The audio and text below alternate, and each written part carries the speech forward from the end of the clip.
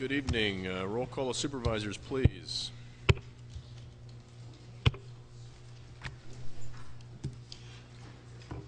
Must be something exciting on the agenda tonight. We've got 28 in attendance. First order of business will be citizen comments. Anyone wishing to address the board, you'll have 5 minutes to make a statement. Please state your name and address. Speak clearly into the microphone if you would, please. And again, 5-minute time limit. Yes, sir. My name is Matt Malechko, 3713 16th Street, Kenosha, Wisconsin. I'm here representing the Youth and Governance Program. Right now I'm a current Youth and Governance member. I have to say it's been an exciting time for Wisconsin politics in the last couple of months. A lot of people are angry, a lot of people are passionate. Luckily I'm not one of the angry people, so I'll relieve the board of that.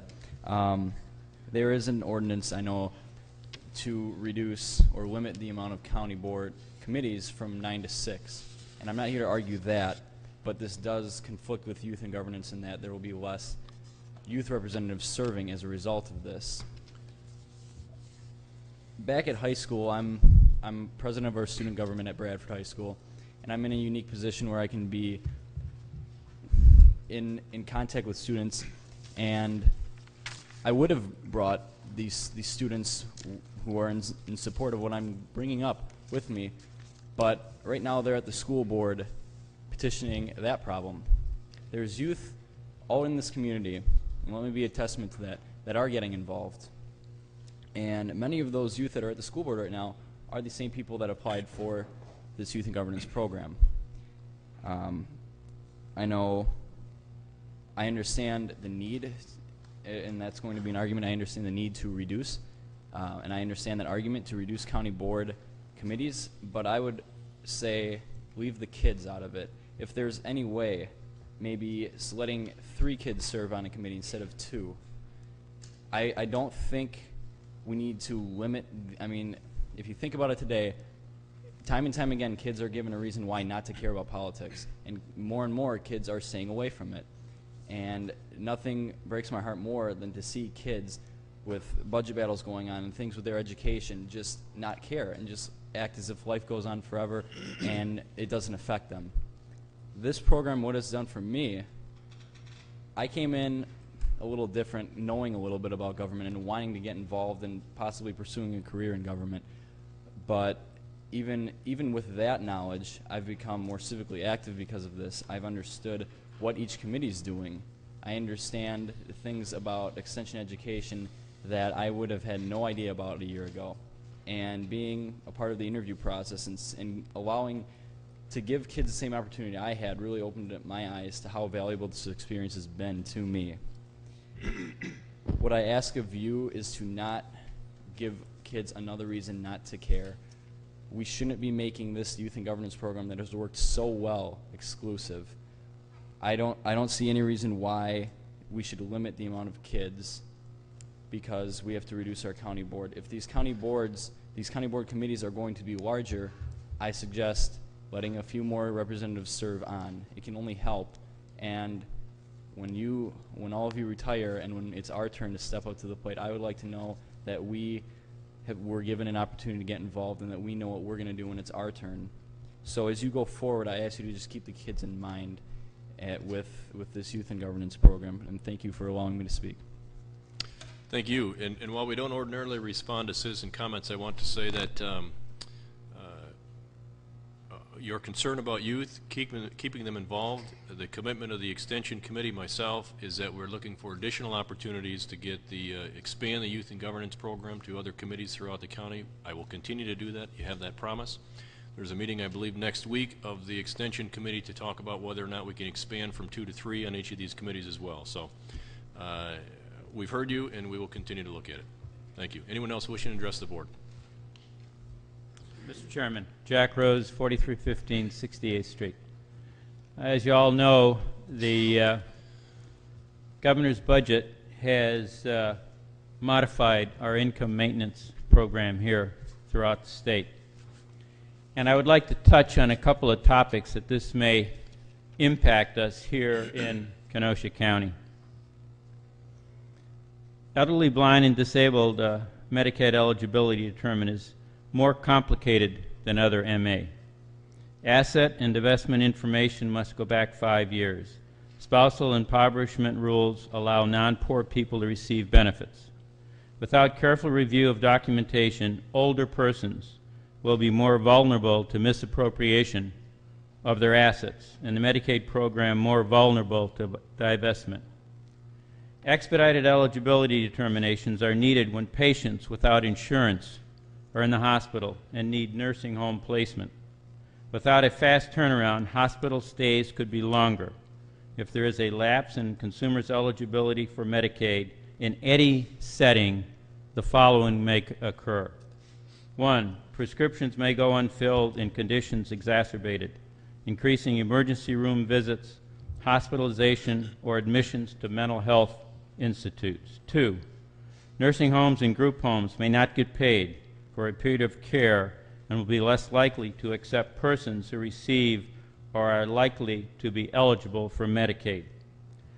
Consumers may be disenrolled from family care IRAS, disrupting services and requiring families and ADRCs to help them with the processing of re-enrolling. Right now, our county, has a great system for income maintenance. We are unique. All 72 counties don't do it the same. We have a fine program, and I think it behooves us as residents and you as members of the county board to see that we do not go backwards with respect to income maintenance. Thank you very much, Mr. Chairman. Thank you. Any other citizen comments? Anyone else wishing to address the board? If not, citizen comments are closed. Announcements of the chairman. Couple of brief, primarily about this evening. Clearly, we have a number of issues on the agenda. It will be a lengthy meeting, one would assume. I will provide as much latitude as I can with regard to the discussion, but I want to be clear that the issues on the agenda are independent issues. So if we're going to be carrying over from one argument to the other argument, I'm going to rule that discussion out of order. I fully expect that we will have the proper decorum in the chamber this evening. I recognize there is going to be a significant amount of disagreement on the opinion and on the issues, and I trust that we won't be talking over one another when someone has the floor or talking behind them or on the side of them, and we'll conduct ourselves appropriately. I guess if one thing will be for sure, hopefully at the end of the day I won't continue to get emails about who knows what and who doesn't know what and who's telling who what and who isn't. Mr. Brockmeyer is here this evening. If you have questions, we can direct them to Mr. Brockmeyer.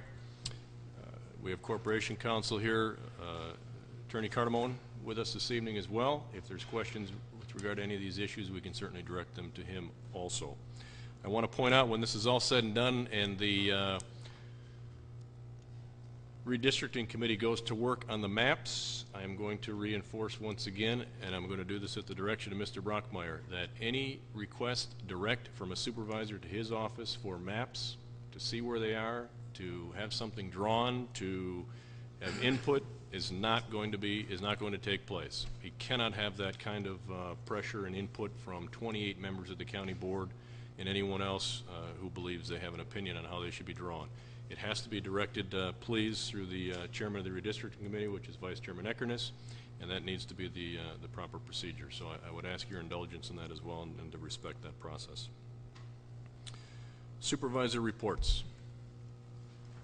Vice Chairman Eckernes. Thank you. Thank you, Mr. Chairman.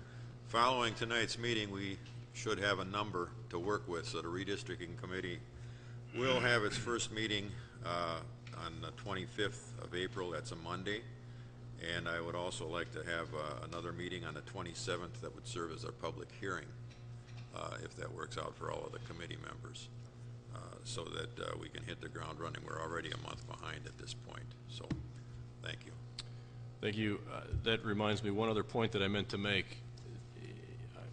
Whether there is or isn't, I don't know. The debate will take its direction. If there is any inclination to refer the size of the county board back to committee, delay it, not vote on it, do whatever you'd like to do with it tonight other than take action, we are seriously in jeopardy then of being off of our calendar, which is something that we clearly have to stay on task with. So let's let the debate take place. Let's take the vote. Let's get it done. Put it in the hands of the committee so they can do the job that they're charged with doing by law. And I would appreciate your indulgence there as well. Supervisor Noble. Thank you, Mr. Chairman. There's a couple of resolutions that I need to report back to the committee by County Board that were referred to the Administration Committee. One would be Resolution number 132, which was the resolution regarding health insurance contribution by elected officials, which was submitted by Supervisor Rose. That was tabled for, during the March meeting, it was tabled for 90 days, which would basically be the Administration Committee's June meeting. Pretty much the reason behind it is we don't have any elected officials currently taking out papers or anything. There's no urgency at this point. Resolution 109, which was Supervisor Clark's resolution regarding recommending employee contributions for health insurance as well as retirement benefits. That resolution was tabled until the next Administration Committee, and then continually tabled thereafter until we take action on that particular idea. And part of the reason for that is because, you know, nothing's right now finalized in Madison, and we're somewhat waiting for that. We have several options, and we're evaluating options, and until we know what the final word is out of Madison, we really aren't prepared to take action on that. So that's the two reports for the two resolutions that we've referred to administration that are not on tonight's agenda. The other ones are on tonight's agenda. Thank you, Supervisor Noble. Supervisor Elverman. Thank you, Mr. Chairman. From Highway and Parks and Golf, a couple of major items. The highways, our state funding update. Last year, as you all know, we took a big hit on doing the state work, where we had the layoff of 14 employees. That's still unresolved, but we're going to be taking an actual hit to our local road maintenance in the proposed budget of $238,000. The one last year was $300,000 budget hole. This $238,000 is our actual maintenance that we will not be getting back from the state, and that's going to create another big budget hole. It will definitely conflict with what we're trying to do with our highways. This won't be something we can say we can't mow the state roads and things. This is going to be our actual own road maintenance, so I wanted to report on that. Another big item is going to be the rebuilding of Highway 75 from Paddock Lake up to the end of Highway 75. And many times that wouldn't be a huge concern, but when you have a deficit in your golf budget and your main golf course is on Highway 75 and 142 it is. We've been told by the state that they're going to keep access to that open for us. We have to rely on new advertising, signage, to ensure that people in a 2011 car are going to want to go up a freshly ground road to go to our golf course. So we're going to be in a bind this year, and we're going to need a lot of work, a lot of advertising to even hit the numbers that we hit last year. And it's a huge concern. We knew this was coming. The total rebuilding project, though, is going to be a problem. The Katy Pit and Park, we're working on two dates this month, at the end of the month, to interview consultants for a selection process on a consultant to put together a plan for that park. We are, however, still planning on time frame now is by the time kids are out of school in May to have the hiking trails and the lake open for work. We did have a resolution to apply for a grant to construct a trail from the Silver Lake Park, County Park, over to the boat launch in Silver Lake. The DNR has informed us they don't want us to go directly to that boat launch. They want us to go out somewhere near, I know hardly any of you know where Silver Lake even is, but where Lotus Light in the industrial park is, somewhere out in the middle of nowhere. It's like the Twilight Zone. So we're working on trying to change their minds on that. So that's some highlights. I want you to keep in mind the reduction of $238,000 on top of last year's $300,000, and the biggest item I do believe that's going to hit us this year in our budget is going to be the rebuilding of Highway 75. That's going to take a big hit on our golf course. Thank you, Mr. Chairman. Supervisor Elverman, Highway 75, they're rebuilding that in front of Brightondale as well? Yes, I mean it all the way to That where road is all but brand new, Pardon? is it not? How long ago did they resurface or reconstruct in front of? It's been quite a while. And there's easements, I mean, they're not just doing a grind and going to be done. It's going to take all summer into the fall. From Paddock Lake to, where it comes to a T Yep. in Racine County. Is it any wonder? Thank you. Supervisor Brunig. Thank you, Mr. Chairman. I attended the sewer PAC meeting, and I just wanted to let everyone know sewer PAC began in 1960, which means that this is their 50 years of service. I have a book here written by Paul Hayes. At the time, he was a reporter for the Journal Sentinel, or whatever it was called back then.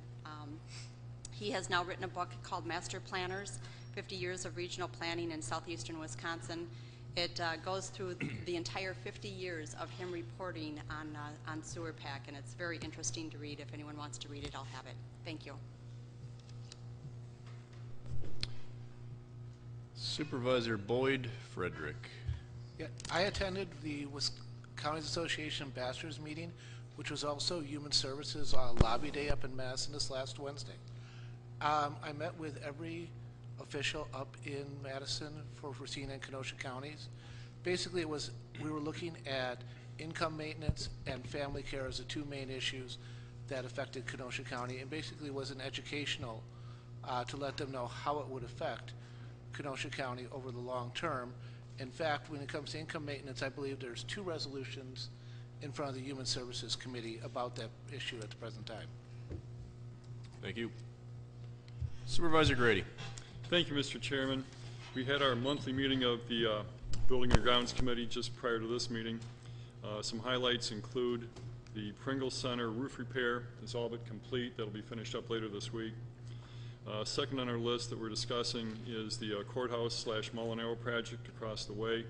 It's on schedule. Currently, the parapet walls are being deconstructed and the roof is being addressed as the first issue. We're on schedule with that. Public Safety Building immediately to our north here has a list of things that have been completed. The Kenosha Police Department gang and juvenile units are operational. That's all functional. Locker room situation is set up there. It's been long neglected that the ladies, female officers, did not have an adequate place to change. That's all been addressed. That's functioning, and by all reports is doing pretty well. Perhaps the most significant thing is the grant money we're able to use for HVAC, for the air conditioning and heating in this building over here. We expect to have significant monetary savings as the time goes along just due to its increased efficiency. So I've asked the administration to provide us on a quarterly basis, 3-month running total as to how efficient this is. We'll take a look at that and report back to the county board. In other news, in the basement of the courthouse, the victim witness remodel project has been completed. Had some donations from area businesses to furnish that area, and it's been used most recently in a trial that had just finished up.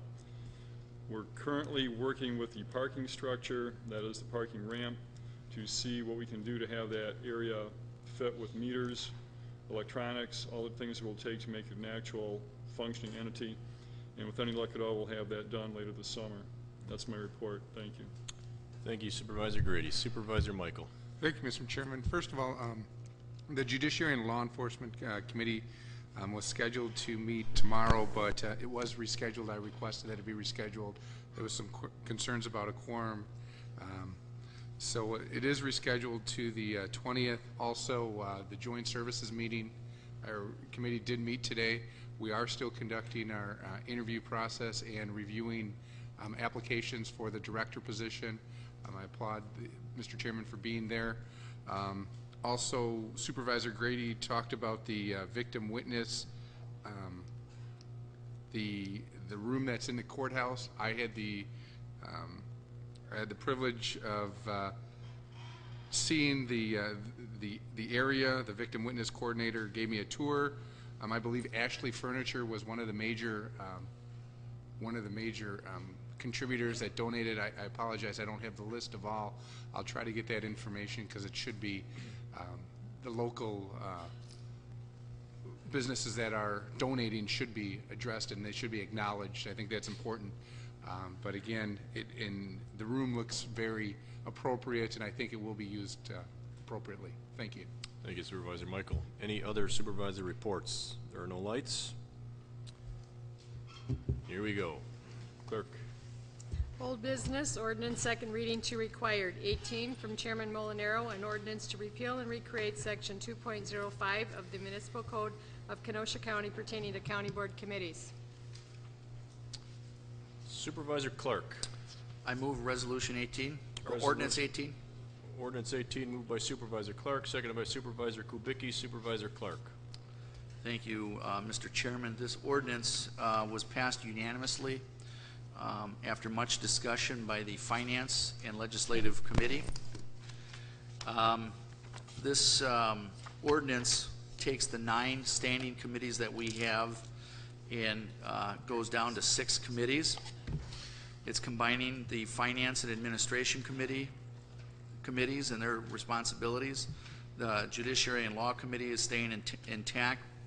We're taking the Highway and Parks and Building and Grounds and combining those into a Public Works and Facilities Committee. The Land Use and Extension Committees are being combined into a committee to be known as the Planning, Zoning, and Extension Education Committee. The Human Services Committee is remaining intact. And then we have an executive committee that will consist of the five committee chairmen, and then the vice chair of the board or another designee by the county board chairman if the vice chair is a committee chairman. This move is being done because there's a belief that there's some efficiencies in some of these committees. You have several of the same people that staff members that have to show up at the various different committees. There are things that come from administration that ultimately end up in finance. So we're looking at, number one, a utilization of staff time, looking at the ability for supervisors to have fewer meetings to attend. So there's 6 meetings there. There isn't in the scheduling. I can't imagine that there's going to be crossover. So if a supervisor wanted to get to meetings, there were fewer meetings to attend, more substance in those meetings. I believe it's easier for the citizens to get to the various different meetings. This resolution ordinance really sends a statement from the county board leading the way that we recognize the challenging times that Kenosha County is facing. We're going to be asking our employees, our administration to reorganize, to become more efficient. This certainly is a step in that direction. A couple other changes of note. Currently, under the current ordinance, only 1 member can come from each committee to go onto the Finance Committee. This allows up to 2 members from any one committee to serve on the Finance Committee. We talked about the sizing of the committees. In the interim, for the remainder of this term, all committees will have, I believe it says 7 members, or at least 7 members. I have to, it's and page, it's on the 1, 2, 3, the 4th page, back of the 2nd page. It's talking about the size of the board, or the committee. Standing committees of the county board may, at the discretion of the board chair, consist of 5 or 7 members, except that the finance and administration committee must have 7 members. And then it's talking about the remainder of this term. And during the remainder of the 2010-2012 supervisory term, all committees shall have no fewer than 7 members. So that's what this resolution is doing. After the chairman, I understand, wants to implement this as soon as possible. Part of the agreement to do this is an opportunity to evaluate its effectiveness. And there's another resolution further down on the agenda that is going to require this ordinance come back to the county board for review so we can take a look at it during this term, and I believe in January, to understand, is this working? Isn't it working? Is there some unintended consequences that we ran into? So I think we're taking the right approach, a reasoned approach. During the committee, there was some discussion about having too much power on one committee or one supervisor or one chairman of committee, and I would just submit to this county board that we really have one man, one vote. Regardless of whether we're chairman of the board, chairman of committees, when we get out on this county board floor, everything comes down to one vote for one man, one woman. So let's not forget that. We work through a committee process. It's where we're supposed to do our heavy lifting and our evaluation. I like the idea of having 7 people on the finance committee permanently. I like the idea of an executive committee that is going to deal with policy, going to deal with economic development, and really give us a coordinated effort to set the tone for where this county board goes under the direction of a chairman that we elected to lead this county board. So I urge your unanimous support, as was the case in committee. Thank you. Thank you, Supervisor Clark. One point of information on your desk is the resolution in red. The majority of what you see here, well, what you see is crossed off in red, I believe. By and large, are amendments that came out of the joint committee meeting. And again, it was passed unanimously. So this has been run by Corp Counsel, both the chairman of the committees as well as, well, I forget who else I had on the email. So after the meeting, I need the committee members to sign this resolution, or the ordinance as well. The clerk has the original, has not been signed. These amendments were made after last week's meeting, and that's what's before you this evening. Supervisor Rose. Thank you, Mr. Chairman. I'm going to support the consolidation of the committees, primarily because it more closely aligns related issues. If you've ever been on the administration committee, almost every issue of that committee is a finance issue as well.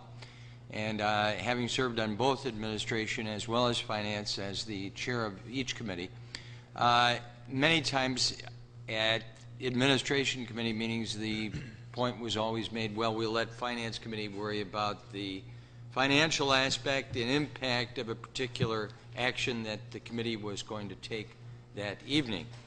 So this, I say, more closely aligns the two committees on a related issue. It will be certainly more efficient and save some save time and effort in reviewing and deciding whether or not a particular thing, a particular proposition should be passed.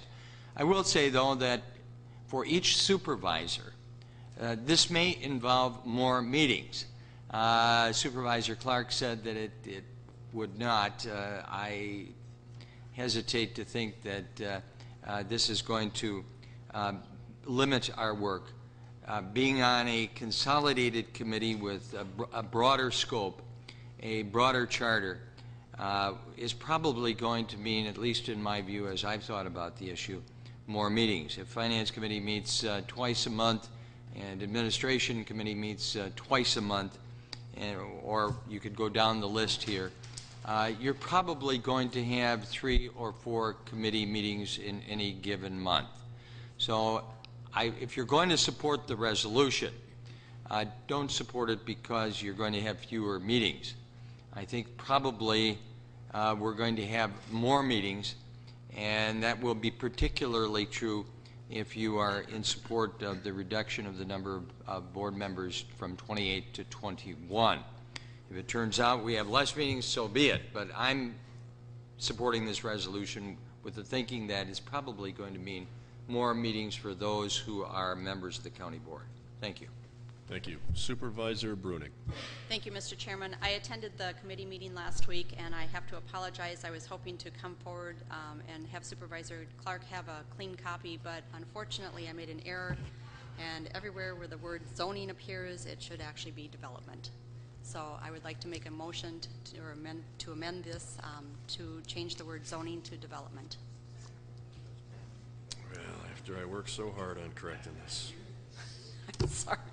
All right, motion on the floor is an amendment to change the phrase planning, comma, zoning to... No, planning, comma, change it to planning, comma, development, and extension education. What currently says planning, comma, zoning will say planning, comma, development. Moved by Supervisor Bruning, seconded by Supervisor Decker. I will allow the debate to continue in general. Speak on the amendment if you would like as well, and I believe it's generally innocuous here. Anything else? No, thank you. Supervisor Singer. Thank you, Chairman. I'm just going to talk about because I don't have any problem with zoning changing to development. But I agree with Supervisor Rose, being chairman of the administration committee a number of times. There was quite a few meetings that we held that were both with the administration and finance committees. So we held joint meetings, and so that will actually help it. It wasn't without some concerns, though, from the committee members that are putting this forward. You know, we did have some concerns about certain issues as far as the amount of work, and like Supervisor Rose indicated, there may be more hours or more meetings that we're going to be working to do the business of the county. So keep that in mind. Like he said, part of the reason I am supporting this is because the chairman had asked us to work together. We hashed it out in committee, and it was a very good committee meeting. And the only thing that came to light tonight was at our committee meeting, we really didn't talk about the youth and governments or YAR, and that would have been a nice thing to talk about. I applaud the chairman, because actually the chairman is the one that brought that program together from on the county side. So it's his program. I'll leave it up to him how he's going to manage to have all the kids have the number of spots that they need in order to feel that they're actually involved in the process, and I believe it when he says it. So we are supporting it, and I'd like to see passage of this. Thank you, Supervisor Singer.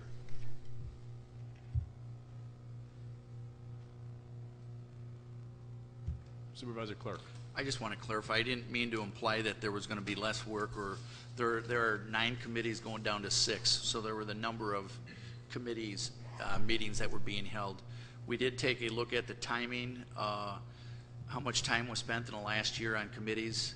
Administration and finance did have probably about 59 hours if you combined them. There's certainly discussion regarding the new state law that potentially is going to come down, requiring a civil service ordinance in a separate committee being created, that it may not be a county board committee, as I understand, to handle the grievance process.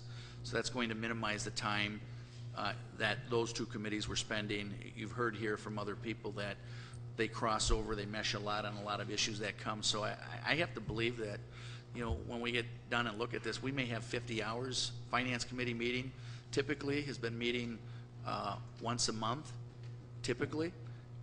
When we get to the budget time, we get into a lot more meetings, or we get into some of these issues where we have to have joint meetings, but having the combined committees, I think, is also going to minimize the need for joint meetings. Thank you. Thank you. Supervisor Jeff Gintz. Thank you, Mr. Chairman. I will be supporting this this resolution, and one of the concerns I had, though, on the committee floor was getting rid of the legislative committee.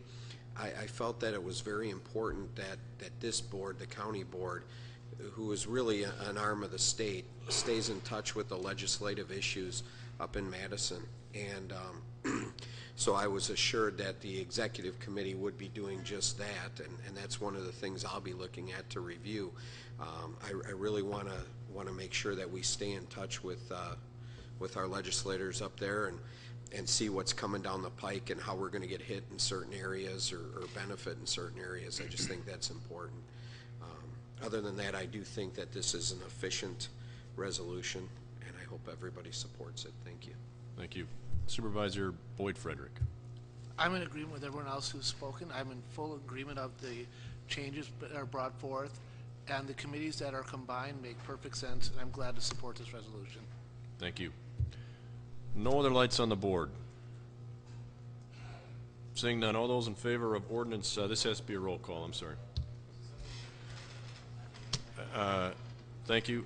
On the amendment, and the amendment again is anywhere the term zoning appears at planning comma zoning will be changed to planning comma development. All those in favor of the amendment to the resolution, P and plus. Those opposed, P and minus. Yes, sir. Anywhere zoning is, it has to do with the name of the committee. Correct. Okay. Thank you. The amendment carries 28-0. Now, on the ordinance as amended, as soon as I clear the board here. Good?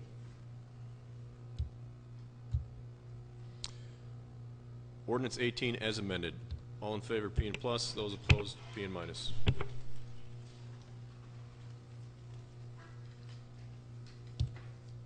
Motion carries 28-0. For clarification, we do have to get to resolution, where is it? 92. Is it the next one? No. I'm sorry. It's the resolution to bring the issue to the county board for discussion. That's 135. We still have to get to that, but the change in committees will take effect as of May 1. Before we leave tonight, I'll have the new committee assignments to pass out. We have at least one meeting, land use, I believe, will meet before the end of this month. There may be one other committee that will meet before the end of April. And at that point, then, starting May 1, we'll transition to the new committee. So again, I'll have these passed out before we leave this evening. Clerk. Resolution 92 from Finance and Legislative Committees, a resolution recommending that the number of county board supervisory districts be reduced to 21. Clark, Rose, Noble, Brunig, Decker, Molinaro, and O'Day. Supervisor Clark. I move Resolution 92. Resolution 92, moved by Supervisor Clark, seconded by Vice Chairman Eckerness. Supervisor Clark. Resolution 92 certainly has various different opinions, and those opinions will play out tonight. It came out of Finance Committee on a 3-2 vote. It failed in the Legislative Committee, I believe, on a 3-2 vote. So, you know, one of the first questions that was asked, why 21? In one of our meetings, we had several meetings on this. We asked various different questions. One of the questions was, why 21? Why did I propose 21? And there was really no magic in the number other than it was a 25% reduction of the county board. Again, it's one of those, this is a statement resolution. It's a statement to the public. It's a statement to our employees that we are all going to be asked to do more with less. We're going to lead the way with reorganization. We're going to lead the way with the size of the county board, and we're going to lead the way with the health insurance. It is what it is. So tough times call for difficult choices. This is a difficult choice. This could be a selfish choice for various different people. You can't control, you know, some people may have to run against each other, but you can't control whether somebody else is going to run against your seat anyways. So that's part of, we're up for election every 2 years, whatever the process is. One of the arguments early on that we heard was we needed to be coterminous with the city. And the city has 17 supervisors, and the reason for the argument for being coterminous was this, all the cost of the elections, what it was going to cost the election, maybe the confusion to the electorate, the voters. What we have is we're going to go through this redistricting, and regardless, everybody is going to get a card when it's all said and done, and it's going to say, here's your ward, and here's where you're going to go to vote. Whether we stay at 28, whether we go to 21 or some other number, that's going to happen. People's voting locations are going to change. When they go to the, they're going to be the same number of voters. We have a population, they're going to be the same number of voters whether we're at 21, 28 or we're at 21. There's a valid argument that yes, there's going to be a minimal incremental cost because you're going to have maybe more ballots because there's more wards or different combinations of things. But maybe that's a 10% overrun, and maybe that is minimized with more voting going on to these electronic machines and less on paper. That's an area more for the clerk. But certainly when Joe Public goes into the voting station, whether you're in the county or in the city, they're going to ask for your name and your address, and they're going to look at it and they're going to say you're in Ward 5, and they're going to hand you the Ward 5 ballot, whether there's Ward 5, 6, 7, 8, 9, or 10 voting out of there. So yes, maybe in our committee we discussed that perhaps there needs to be better training of our poll workers. We have several elderly poll workers, and maybe we need to focus some effort there. There were some concerns and discussion in the committee about minority representation. Mr. Brockmeyer, one of the questions we asked him as it related to minority representation, as it dealt with sizing, can you work with any number? Yes, you can work with any number. Are there other certain numbers that may be better or not? Sure, that's a fair argument. But what we walked away from in committee was he could work with any number. We could accomplish the minority representation. There was some discussion in the committee that there was a study of larger representation meant that there were lower taxes. I believe that's again a fair argument, but we just need to look to the county to the north. They have 23 county board supervisors, and if you benchmark their taxing, they don't have a sales tax. Their levy is lower than ours. So there's, you know, it comes down to the size of this county board. There's a size that you can work with. I'm an advocate of having a large enough board for representation where a supervisor or an elected official can go out and bang on doors and talk to their constituents, and they know who their supervisor is. I think that's important. I don't know that 21 gets us away from that. Throughout the United States, in a lot of the information that the Corporation Council put together, I think the average size of a county board is about 7. 10% of all the county board supervisors reside in Wisconsin. The trend across the state is smaller county boards. I don't want to see a county board get to a size where then all at once we think it needs to be a full-time position. I think having a part-time county board allows us to have the various different professionals and all the people in this room from all different walks of life and all the things that they bring to this table in our debates. And I missed one point on the coterminous argument. If we go to 27, the one going from 28 to 27, the one spot where that is going to be reduced is going to be in the city. So we are automatically not coterminous. There's not a call here for the city to reduce. 17 is a good number for the city. It works properly. There's our example. They seem to be able to make it work with 17. We should be able to make it work with 21. I'm not married to 21.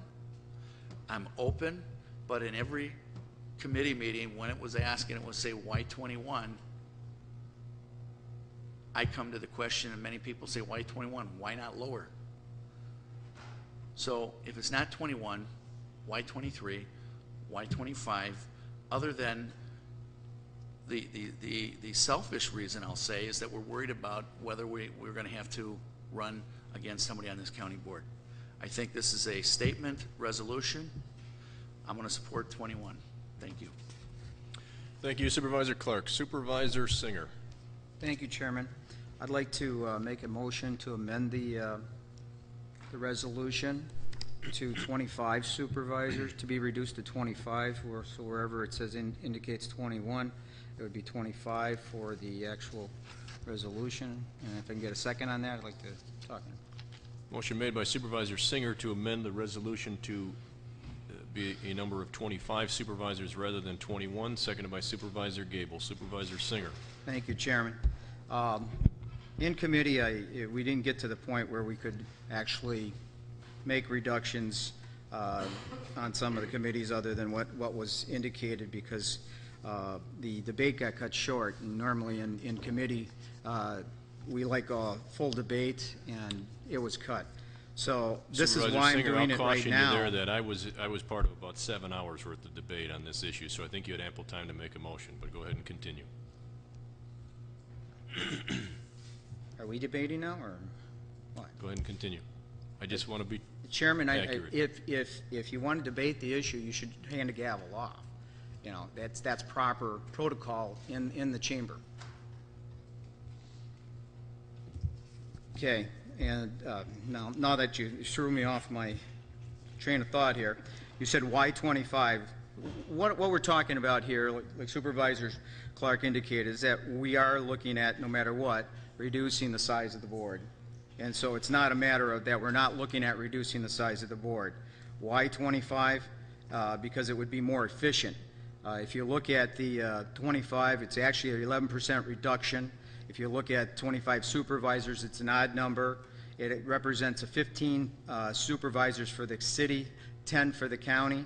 That would be an odd number for the city. It would actually give them a chance, if they so decided to reduce the number of aldermen, which would actually be a savings for the people in the city, which would be up to them to initiate, but at least we could start the process by at least giving them that ability to do that.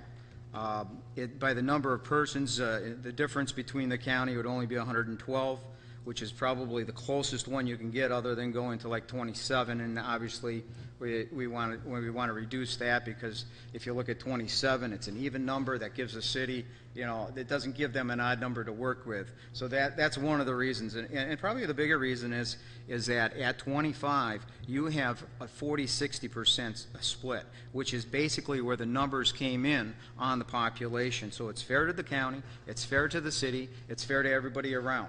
It gives us the ability for representation, which is important for each of our districts. Okay, it's efficiency. We're doing more with less.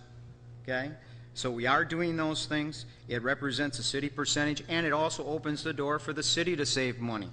So we'd like to see, as city taxpayers, we'd like the city to save us money as well, and this opens the door for that, for them to do that. So that's why some of the reasons that why 25 would be a good number, and I hope you would support this amendment. Thank you. Supervisor Rose. Thank you, Mr. Chairman. I think the issue is really one of, are you in favor of remaining as is 28 or some reduction such as the resolution at 21? I don't see this really as a compromising issue where we decide 25 is better than 23 and or 21 is better than 28 or 25. And I mean, when you're dealing with these numbers here, you have to say to yourself, if we were going to develop a county board size anew for the community of approximately 150,000-60,000 people, what size would be an ideal size for a community that contains a city and some villages and some towns, and it equals about 150,000-160,000 people? And while I have no crystal ball here, I would at least suggest that probably we would more likely say 21 is a good number, a good figure. We are part-time supervisors. We would then represent a number of people of around under 10,000. We could deal with that and still consider this to be a part-time type of elected position. Yet we would not be so small that we could be accused of favoritism or cutting out certain groups of people within the community, that there would be a cross-section, a diversity with a number of 21. Now, with that said, I think one has to defend the idea that 28 that we've been dealing with for a number of years and 27 before that is also defensible.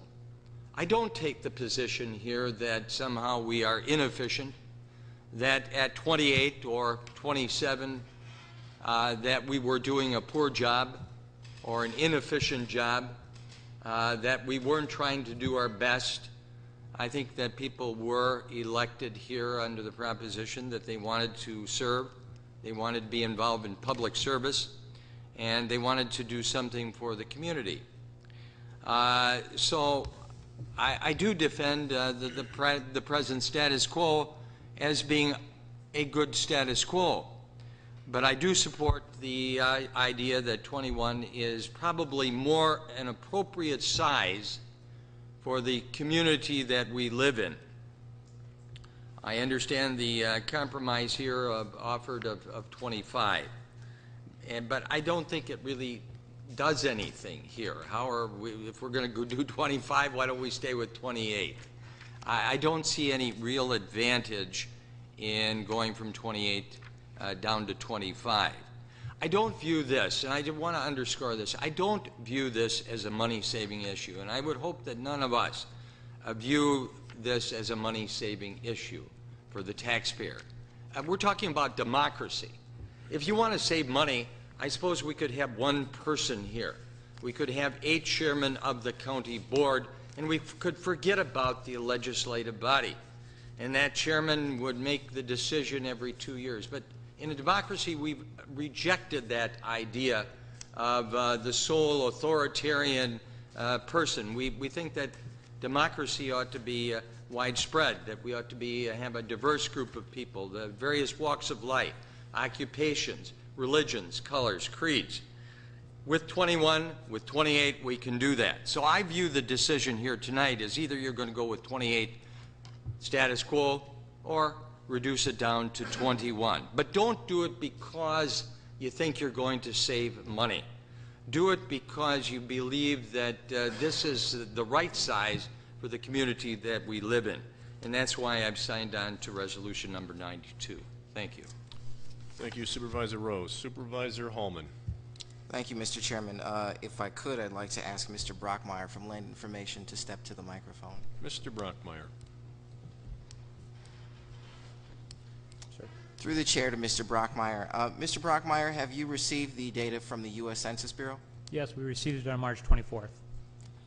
Through the chair again to Mr. Brockmeyer. Have you been drawing preliminary maps? I'm certain you've been privy to some of the discussions that we've had about various numbers, yes? We did some statistical analysis on 27, 25, 23, and 21. Through the chair again to Mr. Brockmeyer. Did you find any problems? Were there some numbers that worked better than others? What were the strengths and weaknesses of your various analysis? As far as a deviation standpoint, we took the number of the population of the county, divided it by the number of supervisors to come up with a ideal number of supervisors. We did have some that worked better as far as reaching that point of, or that level or ideal number of supervisors per district. But in the same point, I'd like to say that it was something that we just did for statistical analysis, and we can draw any kind of maps at any size. Again, through the chair to Mr. Brockmeyer. For statistical analysis, what was the conclusion with 25? 25 was in a range that we had in 2000, In 2000, we had a deviation of 6%, 6.2%, and the one for 25 was approximately 6.3, 6.4. Through the chair to Mr. Brockmeyer, what was your statistical analysis for the proposed 21, the other proposed 21? The 21 did not work as well. It was a little bit higher. I'd say it was somewhere around the 10% range. However, this is something that was a draft only, and we could do some tweaking, and we could try to get that number down to some point. All these maps that we did draw were just drafts. They were preliminary maps, and there was nothing in concrete saying that we couldn't try to revise these to some state. Thank you. Through the chair to the Corporation Counsel. Can you talk briefly, and for those of us who don't have law degrees, in as much layman's terms as you can, about potential court challenges to maybe violations of the standard deviation and exactly what that might mean for us? Theoretically, if, and Mr. Brockmeyer, I think also could speak to a certain extent to this point, the 10% deviation that he was describing is what is generally considered to be an appropriate deviation from the ideal as it's described. There is not a, to the best of my recollection, a prescribed number. However, I think 16% has been determined by the courts to be essentially prohibitively large of a deviation. The 10% is obviously approaching that, but I don't believe that that would in and of itself present a insurmountable problem if there was a court challenge to a map drawn with that sort of a deviation. And Mr. Brockmeyer appears to be shaking his head yes. So yes, from what I understand, there's no deviation total that says by law that says you have to have this deviation. The Wisconsin Legislative Reference Bureau recommends a max of 10% deviation. Like I said, my recollection is that a court decision found either 15 or 16% was presumptively unfair and not representational. Thank you to both of you. Just to be clear, before Mr. Brockmeyer steps away, you said that there is no law specific to, I've heard in the previous to this that 10% was in fact the law, you couldn't exceed that. You're saying there is in fact no such law. The Corp Counsel can verify that for me, but I am not aware of any law that says 10% deviation is something that you have to follow. And that likewise is my understanding. I think it is considered to be an outlying guideline, but I don't believe that is there law that it has to be 10% or less than 10%. And I also understand your point about the findings of the court at 16%. I just want to make sure we're all clear and have that same information. Supervisor Holman. Thank you, Mr. Chairman. I recall, I believe it was in the last budget cycle, when we issued a directive to the administration that said you are not to exceed a certain percentage. And what was presented to us was much higher than what we had said that we were looking for.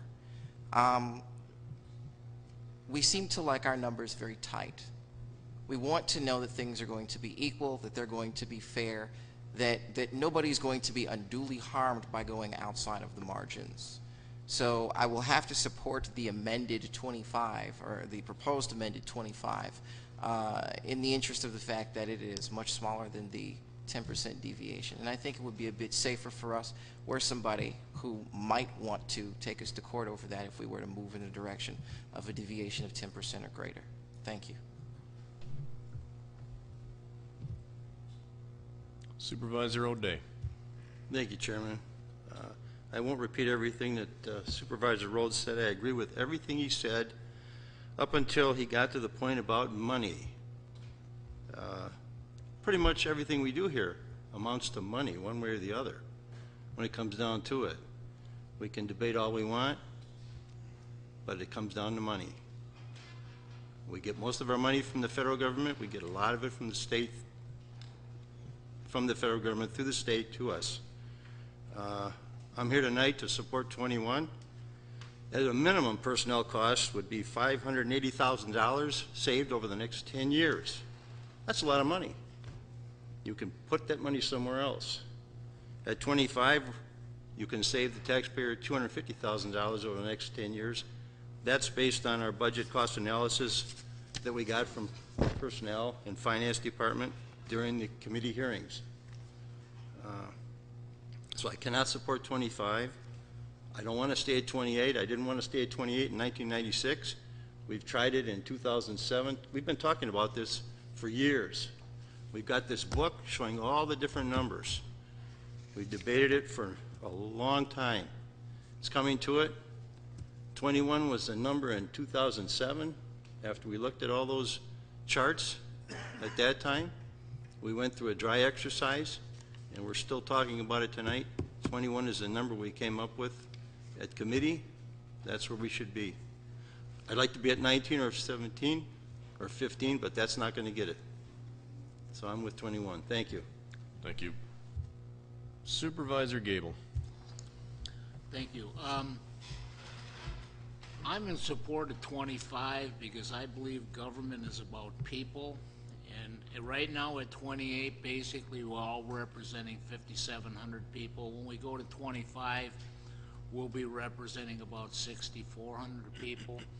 When we get to 21, we're looking at almost a 2,000 person jump. That we're moving government farther away from the people, and I think at this level of government we should be closer. Thank you. Thank you. Supervisor Overman. Thank you, Mr. Chairman. I'm not going to support the amendment. I'm not going to speak on the 21 because I believe we're supposed to be speaking on the amendment right now. I'm allowing the latitude given that it'll be very difficult to separate. All right. Well, I'll mention 21 every once in a while then. As far as I'm concerned, the county board could consist of me and whoever agrees with me at that time. So we could have a revolving board as far as I'm concerned. Racine County to our north is at 23. LA County is 5. Milwaukee is less than us. Walworth County went to 11, but not on their own. If you look at the history of the latest county board reductions, the most serious and harmful have been from referendum. And we do have a looming referendum on our hands. That's something that everyone in this room should think about. We won't be looking at 21 at that time. We'll be looking at 19, and believe me, it will pass. They may even take it lower, but it will pass. If you know the history of the elections, recent years in Kenosha County, there's no doubt in my mind. So you can play all the games you want with 25, use all the reasons. We're not in the 1902 anymore. I can very easily conduct business with 2,000 more people. And they can conduct business with me. It's not a problem. Look at this room tonight. Just jam-packed. 4 of the biggest resolutions we've had this year. You could fit a lot of people in here. Not a soul here. A couple interested parties, that's it. So if you believe that you need to keep those extra 2,000 because you're serving them that well, a couple of them are waiting to get the paper tomorrow, a couple of them will try to read it online. The reason this is important is there are some concerned people. They're not here tonight, but they're going to reduce the size of this county board. And we have numerous town boards that serve these people. We have numerous village boards that serve these people. Reducing to 21, reducing the size of the committees, isn't going to change a thing that happens here. You're still going to have debate. You're going to have a wide variety of people serving the people here. Going to 25 is not doing a thing. This needs to be done. I've been in favor of this for 15 years. I've been here for 17. And reducing by 3 won't do it. So I definitely will not support the 25. I also would like to see it a little bit lower, but 21 is going to keep us from having to do this against our will and at a number that we don't have control of. Thank you. Thank you, Supervisor Elverman. Supervisor Ron Frederick. Thank you, Mr. Chairman. First, I'd like to tell you I did call Walworth County because we all got the report that Walworth County had 11. They were down to 11. I guess they had a referendum. And I talked to the administrator, and I asked him how it was working. And he said, well, they had 27, I think, and they had a referendum, and they got them down to 11. And I said, how is it going? He said, it's not going very well. He said they tried to come back up to 15, but he said they had a public hearing, and in the public, I guess they thought once they got rid of some politicians, they weren't going to let any more back, so they brought it down.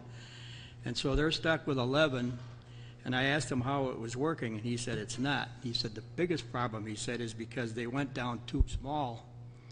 And Walworth County has the same square mileage, I guess, as Kenosha County, and the districts are like, well, okay, if they got 11, they're like about 3 times what we have. So they're having trouble getting people to run because the districts are so big. And by the way, they only make $5,500 a year, so I guess they got a pretty low payroll. So he said it's not working very well. So then I did some statistics on some of the counties that are downsizing, and there's a whole list of them here. Let me pick out a county that's about the same size as Kenosha. Winnebago, they were at 38, they're going down to 36. And their population will be about 4,500. Let's see, Wood County had 38, they went down to 19 from 38, but they're still only got like 3,800 people in their district. So I looked at Racine, and we all know Racine has 23. And it's ironic because Racine has the same committee structure as we just adopted. And they have 7 on their committees, and they have like Executive Committee, Finance, Human Resources, Health and Human Development, and let's see, they have, actually they have Intergovernmental Relations Committee, Economic Development, Public, they got about, well, maybe they got 3 more committees than we are, but basically it's kind of the same as we just did, which is one of the reasons why I thought it was a good idea when I saw it first, and I still think it was a good idea that we did it. The point I'm trying to make is that once you go down, you're not going to go back up again, okay? I mean, I think if we go down to 21, I think 21 is the number that we're going to have. If you look at Kenosha's growth, 10 years from now, they project us to being about 180 to 190,000. So I'm going to support the 25, and if that doesn't pass, I think I'd like to try maybe, because I look at the 25 and it gives us the 10, 15, 10 in the rural, 15 in the city. It's actually 60-40. It's balanced. The concern I have with 21 is I think that 21, and I'm not sure, I'd like to ask a question through the chair to the Al Rockmeyer, if I can. Al, if we do 21, can we still fit all of the supervisors that in the city, only representing the city?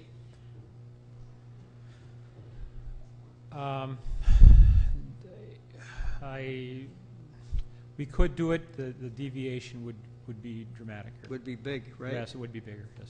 So what we'd have is that your city supervisors would then not represent any of the rural, but then the city supervisor would be representing less people or more people? More, right? More, probably more. Yeah, 21, if I look at this chart, means that it's 7482. Is that right? On the 21 on this sheet? So the difference is like 793? County is, I have at 38 to That'd 60. be 21, right? To 61, yeah. So that would be 9 and 12. The city would lose, according to that, the city, you'd say the city would lose 5, and the rural would only lose 2. Am I right? But then you'd have your representative in the rural would be a lot more than the city. Yes, it would be. Yeah, that's what. So what I guess what I'm saying is that the city would be just the rural would be just three supervisory districts smaller than the city, right? But yet the city has a population of what? 99,000, and the rural has a population of 66,000. Am I right? 67,208. So that doesn't seem fair to me either. Okay, as a city supervisor. Okay, so that, for me, that's one of the big problems I have with 21. Now, if I can talk about the 23 might be workable, because that still, okay, I'll speak on the 21. 21 or 25. 21, I've got my that's limits. the main reason why I'm against 21. One of the main reasons I'm against 21, because the representative in the city would get shortchanged. Correct me if I'm wrong. Correct. Okay, so I'm going to support the 25, but if there's not enough votes to do that, then I'm going to make an amendment to try to get to 23, because I think at least then the city gets its representation, because under 21 we absolutely do not. Everybody should know that. We absolutely do not under 21. Thank you.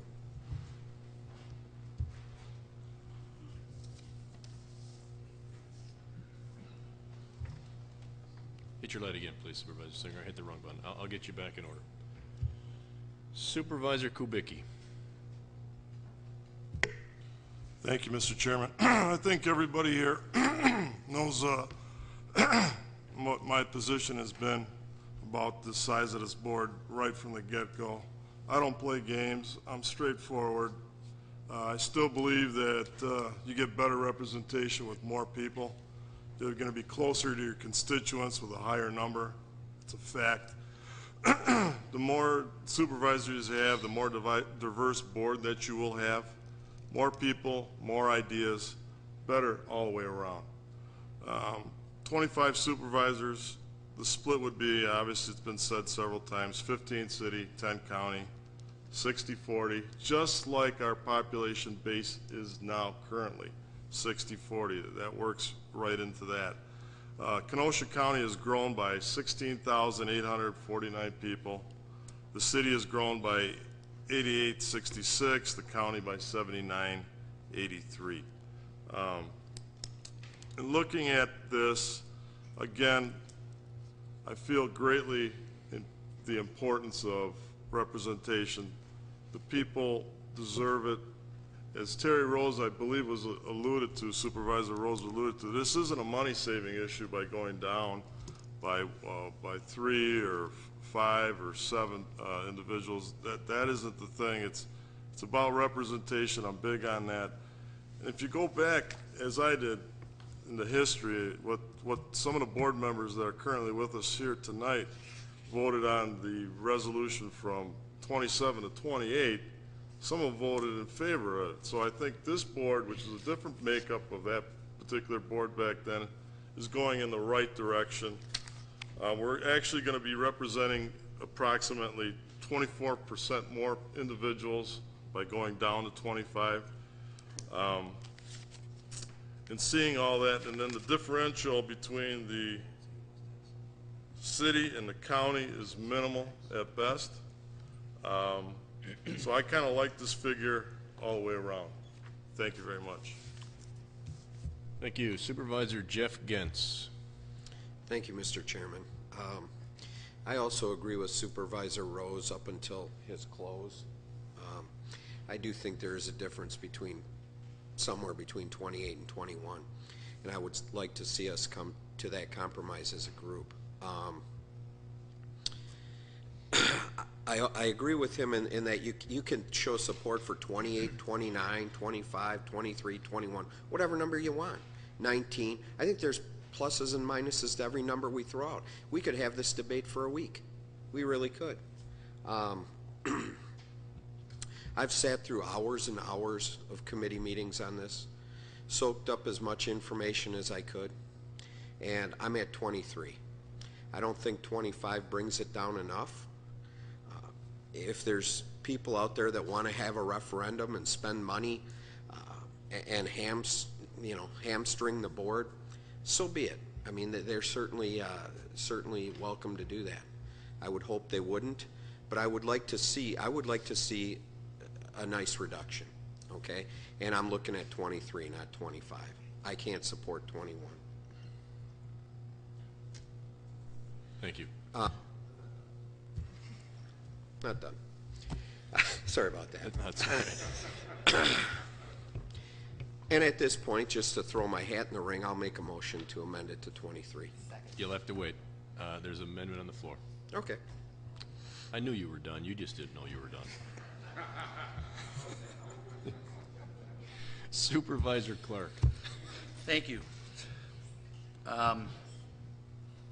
Just heard excuses. Deviation. We heard Al Brackmeyer say the deviations work within the range. That's a reason. I would bet you if you went down, the smaller the number you went, the probability or the likelihood that you'd have a bigger deviation is likely. That's the interrelationship of numbers. The lower you go to 19, you're going to have a deviation problem. We got blocks and all these things. Where's the law that says representation that they all have to be city, that one of the wards can't have a partial? They're still going to have one man, one vote. Every person in the county is going to have representation within that deviation. I don't see the magic of it all being city. I mean, out in the county, they're covering different. There's, I think, 4 supervisors covering one town. I don't see the problem out there. How's 17 working in the city? Is that a problem? Is there a major problem with the function of the city council? There were numbers quoted as to size of representation. I can't recall the exact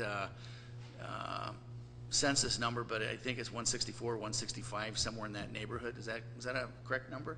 For our population? Yes. It is 166,426. So, I mean, we're close. I mean, we're at 25 or 21, you're representing 7,800, 7,900 people, roughly. All the way down to 25, you're representing 6,600, 67. Not a major difference. Through the debates, we had supervisors talking about bringing the health insurance to a referendum for the will of the people. I think everybody knows what the will of the people is here. Everybody knows what the will of the people is, and we're looking for an excuse. They think there's one group out there that's talking about a referendum. I'm hearing there's another group, and they're not talking about waiting until next year. They're talking about piggybacking this on a recall referendum to set it for the next time. I don't know whether they can do it or not. But the public is serious about this number.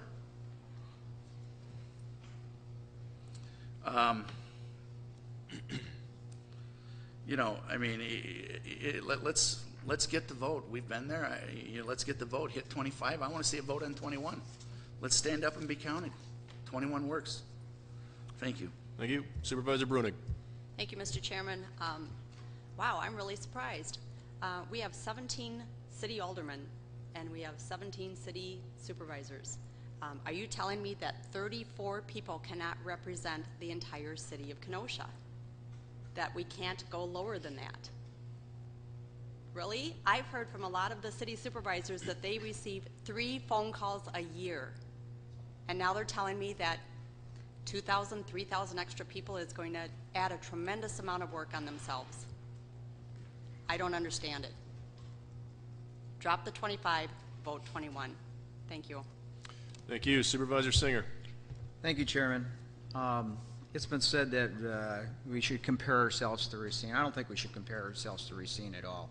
I think Kenosha County is a much better county than Racine economically, all across the board. I think we should be comparing ourselves more to Waukesha. Okay, Waukesha has 25 supervisors. Okay, and we need to be fair to the voters. I think that's the bottom line. And you know, it was never brought up at our meetings that, you know, we're sitting at 21 with a recommended maximum being 10% deviation. We're at a 10% deviation with that. That's the first I heard. You know, that would have been an argument in committee to even discuss other numbers, but no other numbers came up because it got cut short. I think a double-digit number on the deviation is unacceptable. I think the deviation number of 25 is right in line where we can live with. Also, if you look at the number of supervisors, you've got 9 county, 12 city. That doesn't even allow the city to adjust their aldermanic districts to it because it's an even number. You know, they want to have an odd number just like we want to have an odd number to avoid some of the problems that happen. So, you know, and to say that, you know, we're afraid of someone, that somebody told them that they may have a referendum, that's their right. It's in law. They have a right to have a referendum whether we make a change or not. If we make this change to 25, 27, 23, or 21, they still have the ability to do a referendum. But not now. Not until after our election. After our election, whatever the amount of districts, they can change it, and they can come in with a 12 or 11 or whatever they so desire. So to say that we're afraid of somebody saying that they may have a referendum, why? Because it's their right? We're afraid of someone's rights? Don't be afraid of people's rights. They have the right to do that, whether we make it a number 21 or 27 or 25. I think it's, if we look at the options, we're opening doors for the city. We're saying, we're allowing them to say, okay, maybe you need to take a look at it. Maybe Supervisor Bruni's right. Maybe they don't need 17 in the city, okay? And that's what we're saying. Maybe they need 15. So they could bring it down to 15 and save the city taxpayers money. All right, we're not discussing what the city is going to do, please. That's part of the issue, though. That is part of the issue. It is not part of the issue. It's part of the numbers of 21 versus 25. Supervisor Singer, I've been patient.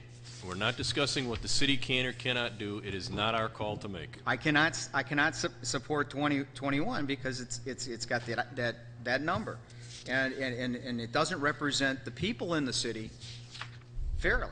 And so, you know, what I said before is you have to be fair to the voters, and 21 is not being fair to the voters. Thank you. Supervisor Ron Frederick. Again, I get back to the 21, where the county would have 9 and we would have 12. I mean, I couldn't support 21 then, and I couldn't support it. But the 25, I'm going to support, and if that doesn't go, I'm going to make a motion to do 23, because at least it gives us the balance we need. The discussion is on 25 or 21. Oh, come on. Supervisor Clark. I'll be real brief. I got to tell you, I like Waukesha. They have, I think, almost 300,000 people, 270-some thousand people, and 25 supervisors. So the argument about the numbers that you represent in representation, you can throw that out the window. Part-timers. And we can't talk about city council, but I'll tell you, somebody tell me one alderman on the city council that said they're going to reduce. I've talked to many of them, and they said it ain't going to happen.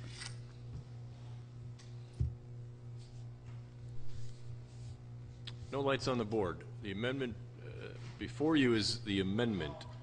The amendment is to reduce to 25 in lieu of 21. Roll call's been requested. All those in favor of the amendment to 25 in lieu of 21, P and plus. Those opposed, P and minus. This is on 25.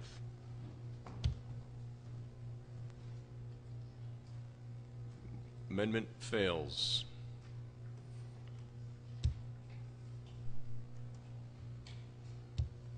Supervisor Clark. I call a question.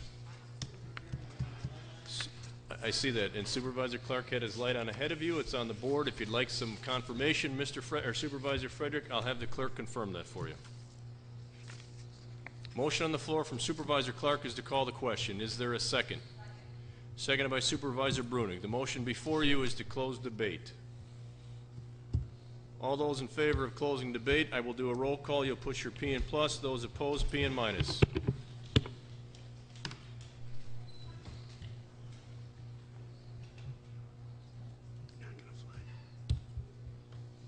Motion to close debate fails.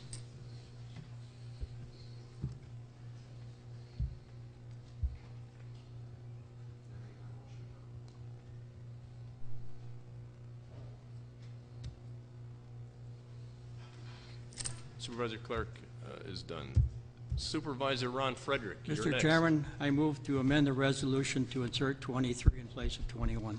Motion's been patiently made by Supervisor Ron Frederick, seconded by Supervisor Kubicki. Supervisor Frederick on the issue. On the issue, again, my comment that 21 is imbalanced. 9 county, 12 city representation, equal representation. That simple. Thank you. Thank you. Supervisor Jeff Gentz. I have nothing to say now. Sorry to steal your thunder. Supervisor Hallman. Thank you, Mr. Chairman. I will support the amended 23. I did have a phone conversation with the gentleman who is leading the proposed referendum and did discuss with him. He said that he and his group would most likely find the number 23 favorable, but that anything beyond that they would find very problematic. So that's why I'm supporting 23. Thank you. Supervisor Singer. I'd like to call the question. Isn't that ironic?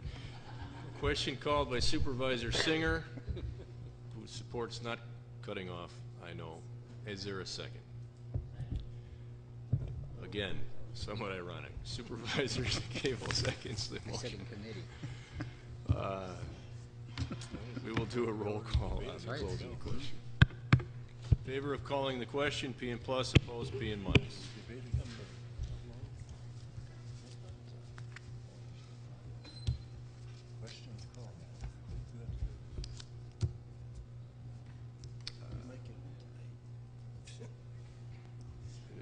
We failed by 1, correct?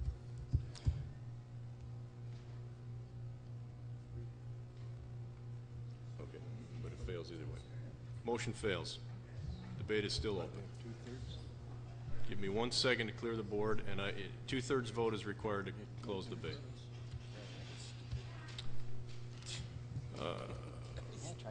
Supervisor Singer, anything else to add? No, thank you. Thank you. Supervisor Grady. Thank you, Mr. Chairman. Being a politician like the rest of you here, I would at least like a kick at the can, so to speak, so I can add my 2 cents in here. The whole debate, I think, is rather superfluous. City versus county, county versus city. I don't think that's really where we're headed here. I think what we're trying to do is we're trying to reduce this board size in a logical manner, and I do have concerns about going down to 21 or lower, just due to the fact that we are still a growing, prospering county. We are going to have people that are considered to move into this area. We are going to get larger. We're not going to get smaller as far as the population base goes. So to reduce our county board size to too low a limit, I think really serves us ill in the future. As is the nature of politics, many things are compromised. People want 21, people want 19, people want the status quo. But the winds of change are present. They're all around us. You can see just across the state, across the nation, people are downsizing. We have to do more with less. And when I take a look at the debate that's gone on here tonight, I've held my tongue until this point. But I think it is rather apparent that we need to downsize. 23 is a number I can live with, and I will support 23. Thank you. Supervisor Michael. I truly believe that 23 is the lucky number. I'm going to support 23. Not just because of Racine has 23, but it's, you know, it's good to have good ties with our neighbors to the north. But I do have a quick question, and I'd like to direct it to the chair regarding with the maps, the preliminary maps, with 23, what would the representation be between the city and county? Mr. Brockmeyer? Mr. Brockmeyer.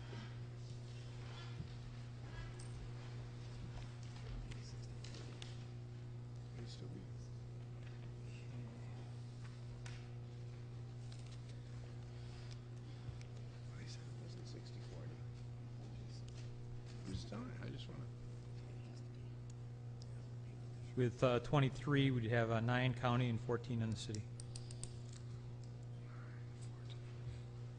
And what would the deviation be? We worked on a preliminary map, again a draft of it, and we came up with 7% deviation. 7%, which is well below the 16% that we've heard case law. And Mr. Cardamone, you haven't heard any other cases or anything down the pipeline regarding regarding any magical numbers. I have not. I should caution the board that the 10% that was discussed is not what they refer to in law as a safe harbor. There's not an indication that if it is less than 10%, it is absolutely acceptable. There are other factors that have to be viewed. However, the 10% is considered the presumptive guideline of being reasonable and appropriate. Thank you, Mr. Cardamone. I think that, as he stated, reasonable. I think reasonable here is 23. Clearly, we all know that there's going to have to be concessions made by our employees. I think we have to lead by example. We got to get the number down. So I'm asking your support on 23. Thank you. Thank you. Supervisor Overman. Thank you, Mr. Chairman. I have a question, if I may, through the chair to Mr. Brockmeyer. Mr. Brockmeyer, could you explain the term deviation, and when you go too far, I'll stop you? Deviation, what that is we come up with an ideal number. We take the number of supervisors, population divided by the number of supervisors, and then what we try to do is we try to reach that number, that ideal number, which comes out mathematically. The deviation is a percentage of population above that number or below that number. So the total deviation could be, as in 2000, we had a deviation of 4% that was low and 2% in one district that was high. That caused a 6% deviation. Okay, I'll stop you there, and it's going to continue with another question, Mr. Chairman. Yes, sir. Mr. Brockmeyer, you may not have the ability to do this, but who says that these districts can't be with zero deviation? That would be wonderful. I'd like to have zero deviation. Well, I guess my question is, I hear supervisors talking about they're worried about this deviation. Why can't we have equal numbers in each district? We probably could. If you slid the districts. If you'd have to divide the city up and carve the city up, carve other areas up. You could probably do that. You could see issues with wards, creating of wards. Okay, that's the end of my question. Mr. Chairman, you know, I represent the village of Twin Lakes. Supervisor Haas represents the village of Twin Lakes. I represent part of Randall. He represents part of Wendell and part of Wheatland. What I hear from the supervisors here, their main argument tonight is the deviation and protecting the city. Now, you know, I worked pretty hard when we were working on U-Line moving into Pleasant Prairie. I didn't hold it against Pleasant Prairie. This is turning a little bit into city versus towns versus, that shouldn't be the talk tonight. And this deviation everybody's so worried about need not be. Now, I'm not sure, I know where Supervisor Rose lives, why he couldn't be representing a little bit further. And a supervisor that's in Summers, why can't he be representing part of the city? He lives, and some of these city supervisors, what would be wrong with them representing part of Pleasant Prairie? You know, it's not illegal. There's no state law against it. So I don't understand as a county board supervisor why everybody is so uptight about this. Mr. Bruckmeyer seems to be a little uptight about it, so all right. We'll let him answer. There's one factor that I did not mention, and I was reminded you cannot split census blocks. So that is one of the issues that does come up is when you do decide to try to create this, it's not a sense of just drawing a line through a census block. You cannot divide that census block up. Okay, then explain census block. A census block is a tract of land that is basically put together by the U.S. Census Bureau. The shape of it usually tries to follow neighborhoods. We have one census block that is absolutely crazy looking, that has 400 people in it, and trying to use that census block in developing a standard to meet is somewhat difficult. So you cannot divide that block, that 400 individuals, you can't divide that up. It has to stay there. So I guess Yeah, that is one of the issues that was brought to my attention that I just basically forgot about. It's, you cannot divide those blocks. So, in all your professional work on this, you see no way at 21 to get it any smaller than a 10% deviation? I can't say that, no. I mean, we can try to do what is possible to get it down as low as we can. All these maps that we have drawn are temporary maps. And it's something that we can do. I'd say it might be more difficult to do it at that level, but it's not going to be impossible to try to go. But what you've been trying to do is to keep everybody that's in the city in the city. You haven't tried it the other way, have you? I'm not quite sure of the question here. The question is, have you at any time tried to shift any of the districts where a city supervisor would also be representing part of the county? No, we have not done that.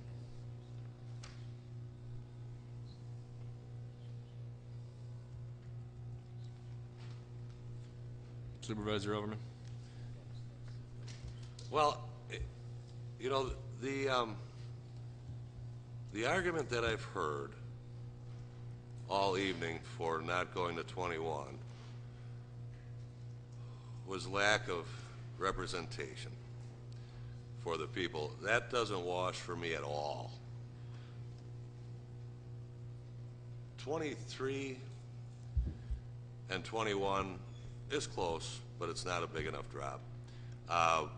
When I talked about the deviation here, I think that that's been too big an argument tonight. And also what's really offended me is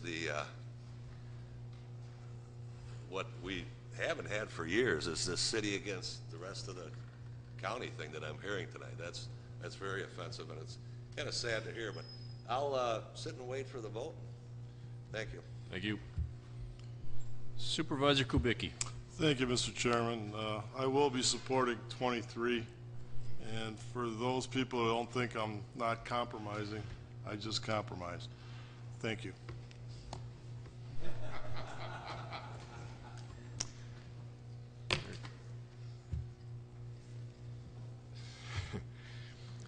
There are times being the chairman just isn't a benefit. Supervisor Kohlmeyer. Thank you, Mr. Chairman. I just wanted to throw my 2 cents in the ring. I've given this a lot of thought. I've talked to a lot of people. I've reached out to a lot of people in this room, a lot of people outside this room. I reached out to the gentleman in the newspaper about the referendum. And I think 23, I want to first commend the Supervisor Clark and his amendment for 21. I think he put a good idea out there. I initially had some concerns, and I contacted him right away.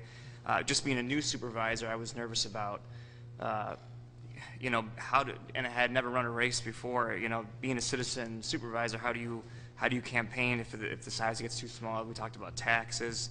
We talked about a lot of different issues, and a lot of people brought up a lot of great points. And I do agree with Supervisor Rose that this isn't about money.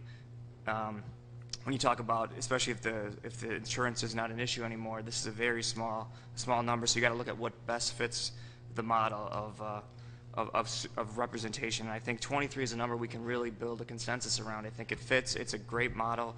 It's in the spirit of 21. It's a great reduction in county board size. I think it still makes a statement. I think it's a better fit for both county and city and the whole deviation issue.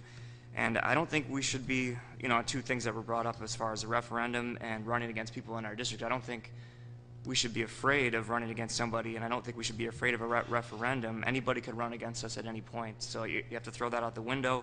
And a referendum, I mean, like somebody pointed out, they can recall a referendum at any point. But I think if we move down to 23, and if they want to throw a referendum at us at that point, I'm willing to have that argument. I think 23, we've at that point done our job. Thanks. Thank you. Supervisor Clark. Thank you, Mr. Chairman. Just want to let everybody know I called the question earlier because I was hoping that we would get a vote on 21. Knew it was a long shot. 21, if you play blackjack, is a good number. 23 is Michael Jordan's number. When we started this process, there were many people saying 27. We just reduced it to 27. Then the thought process is there could never be a referendum, and we did that. That was the thought. You look at county boards that changed midterm. They dropped down by 2 because when you get to midterm, then they could never, then the public couldn't come in there and do that. So when I started this process, if you'd have told me we'd have got to 23, I would have been pleased. 21 was the goal. We didn't get there. I'm going to support 23. I think this county board needs to get behind this. You're not going to get a vote on 21 tonight. Let's do this unanimously. This is still a statement vote. So I encourage everybody to vote for this at 23. Just for the record, we were talking about an amendment here. Is there an issue, Supervisor Frederick? Oh, I saw you throw your hands up. I thought I did something wrong again.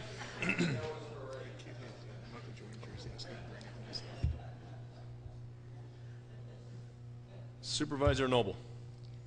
Thank you, Mr. Chairman. I was actually one of the original signers of this for 21. When we signed on to that, it was in December of 29th. Actually, Supervisor Clark just kind of took away what I was going to say. But when I signed on to this on December 29th, I think about 7 or 8 of us signed on to it. We had no numbers to look at. We thought 21 was the right number. Like he said, I mean, we would have been happy at 23 on that day, but we thought 21 was the right number. I'm probably, as much as any supervisor, willing to compromise, and we'll demonstrate it once again tonight, and I'm willing to compromise at the 23. Thank you. Thank you. Supervisor Grady. Thank you, Mr. Chairman. Just to reiterate what's been said before, there's arguments on both sides for maintaining a lower number or a higher number. This is a compromised business we're in, and I especially take to heart the comment Supervisor Clark just made, having he be the one that spearheaded this whole thing, that if he's comfortable with 21 going to 23, and it seems as though the majority of the previous speakers are, it would be a very nice motion indeed if we could all get together on one number and vote unanimously. So I'll encourage your support for that. Thank you. Just for the record, my point about the 23 is that we have to vote on the amendment first. I want to make sure you're all aware of that. Supervisor Brunig. Thank you, Mr. Chairman. Through the chair to Mr. Brockmeyer, if I may. Mr. Brockmeyer. Mr. Brockmeyer, a lot of the supervisors here tonight seem to be very concerned about this deviation. What happens if someone takes this to referendum, drops us down to 11? What happens to our deviation in our maps? On 11? Yeah. I couldn't give you an educated guess on that one, to tell you the truth. I'd have to do the maps itself on something for 11. But we're pretty certain that city supervisors are now going to have to take a bigger chunk and possibly move to some of the county? With 20? 11, 15, if we have that many If you go to 23? No, I don't believe so. No, not 23, 11. If if a we went to referendum 11? takes Yeah. us down to 11 supervisors. Yes. I would say so. So it doesn't matter with the deviation at that point at all? At 11? Yeah. We're looking at one person, one vote, I think is what we're trying to do. And Right. 11 would be a very, it'd be a very difficult thing to do. A deviation on 11 would I can't really tell you for sure, but I think would be very high. And our maps are just blown out. And what I'm looking at is what is the district going to look like? I mean, you're going to have a city supervisor that is now going to have to expand its district probably into the county a little bit. It would assume so, yes. So before, when you said that a city supervisor really shouldn't be crossing over those lines or whatever you were, what's the word that you were saying? Do you remember what you were saying? It was just a question. State your point. We're talking about 23, not 11. It's part of the deviation that they have. The question that Supervisor Bruning is asking has been asked by many this evening, so Okay. I'll Supervisor Bruning. So my question is, will a city supervisor cross over into Pleasant Prairie? It's a possibility, yes. So then that doesn't matter anymore. If a referendum takes us down below that number, blows out the deviation, and now you've got them everywhere. I believe the question that's being asked, if I may, we can cross the city-county boundary at 27, 25, 21, 11. You have that ability. Right. The intent is to stay away from it if necessary. I would suspect if you're down to 11, you are going to have a greater potential for that crossover. And I see a Yes, few yeah. heads nodding in the room, so let's say that is the final answer. Right. Thank you. You're welcome. Supervisor Rose.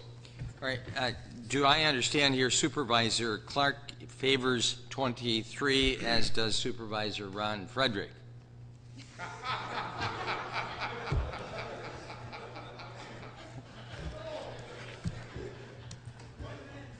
They don't favor closing the debate unless they make the I motion. think I though. made my point. I'm finished. Thank you. Thank you. Did everyone get that, or I can have it repeated? Supervisor Boyd Frederick. Thank you. I'm going to support 23 because, believe it or not, by us doing this action tonight, by reducing by 5, without referendum, we will do the most that's been done in the state of Wisconsin in reducing the number of supervisors, and I think we should be complimented on that. Thank you. Supervisor Arrington. Call the question. Motion to call the question has been made by Supervisor Arrington, seconded by Supervisor O'Day. On the amendment. He's closing debate on the amendment. The first vote will be whether or not you want to close debate. P and plus if you're in favor, P and minus if you're opposed. Mr. Poteni, how are we doing on the news deadline? Are we okay, or? That was a thumbs up. Debate is closed. Before you is the resolution 92 as amended, which is to downsize to 23 and not 21. That's what I said. On the amendment. And the amendment before you is to downsize from 20 to 23 in lieu of 21. It is. No. Just the amendment. Assume a roll call. P and plus if you're in favor of the amendment.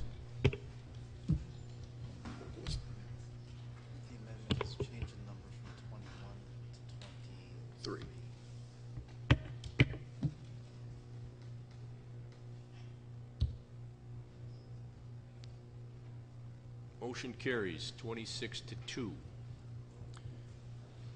As soon as we clear the board, what will be before you now will be Resolution 92 as amended. And of course, we all know the amendment is to reduce to 23 instead of 21.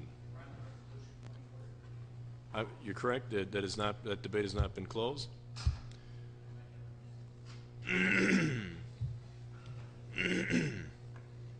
Well, Supervisor Singer happens to be ahead of you. I wonder, Supervisor Singer. I just wanted to say that 23 is a good compromise. It is a compromise on all sides, which is nice to see. I think it shows that the board is working together and to solve some of the problems and the concerns of our constituents, and that we are voting to reduce the size of the board, and we'll be doing additional business. And I just wanted to bring up one other point about the 23, is that ordinance number 18 that we just passed, that was brought forth by our chairman, that we passed tonight, when we were in committee and talking about how the numbers and the numbers of committees, it actually worked out that there would only be about 4 people if there was 7 on each committee. That would only be on one committee. So it actually gives more committee assignments to the members. So the numbers came out really well. As far as compared to 21. At 21, I think there was like 13 members only were going to be on one committee. So it actually worked out better. And that's all I wanted to say. And I accept everybody should support this. Thank you. Thank you, Supervisor Singer. Supervisor Clark. Earlier tonight, we had a unanimous vote. We had a vote on the amendment where everybody could state where they wanted to be. Let's vote this unanimous. Thank you. Thank you. No other lights. Roll call requested. Before you is Resolution 92 as amended to a number of 23. P and plus if you're in favor, P and minus if you're opposed.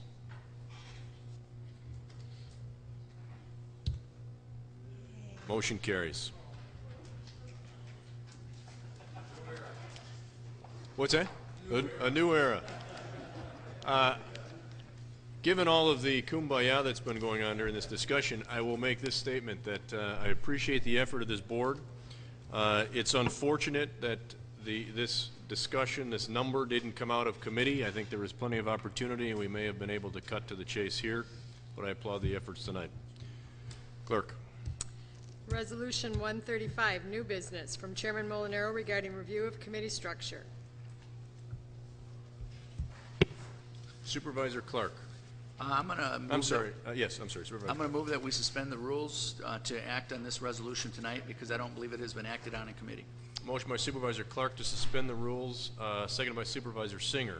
Any opposition? I'm sorry. All those in favor of suspending the rules signify by saying aye. Aye. Those opposed? Motion carries. Supervisor Clark. Thank you. This resolution requires a... Supervisor Clark, move the resolution. I move the resolution. Resolution moved by Supervisor Clark, seconded by Supervisor Singer. Supervisor Clark. I was just getting excited. We might get to the end of this meeting.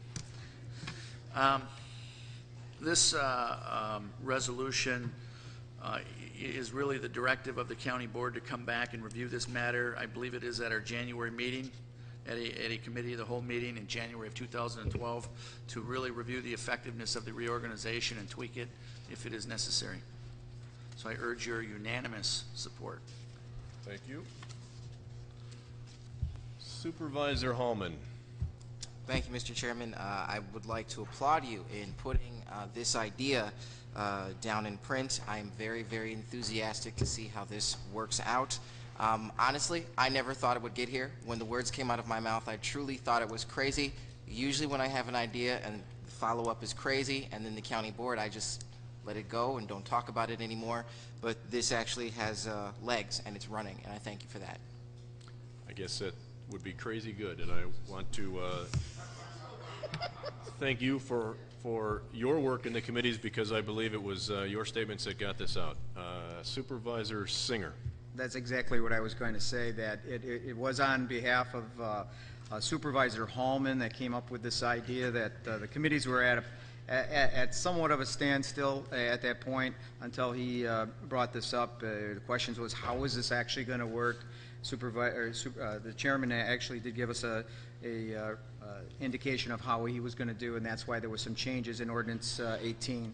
And I want to thank the chairman for putting this resolution together, allowing it to be us to suspend the rules, and especially to Supervisor Hallman for doing what he did. Thank you. Thank you. Anyone else? Supervisor Grulich. I have a question, actually, through the chair to whoever can answer this. Just because this is going to be at a hearing at the Committee of the Whole in January, does that mean it's going to come back to the board so we can act on it with this body as opposed to kicking the can down the road? Let me make this clear, and Corporation Counsel can correct me if I'm wrong. We have approved the ordinance. The ordinance is in place as of this evening. The resolution that we're talking about right now, which is 135, is to take a responsive look at what will transpire over the next 7 or 8 months with this new structure. Any change to that structure will require either a member of the board to bring a resolution forward, a committee to bring a resolution forward, the next board to bring a resolution, an ordinance modification forward. This is an ordinance change. It is in place, and to change that, it will require a modification to the ordinance, 2 readings like we did for this one. So the answer is the discussion at the Committee of the Whole, there will not be action. Thank you. Anyone else? Seeing no lights. All those in favor of Resolution 135 signify by saying aye. Aye. Those opposed, motion carries.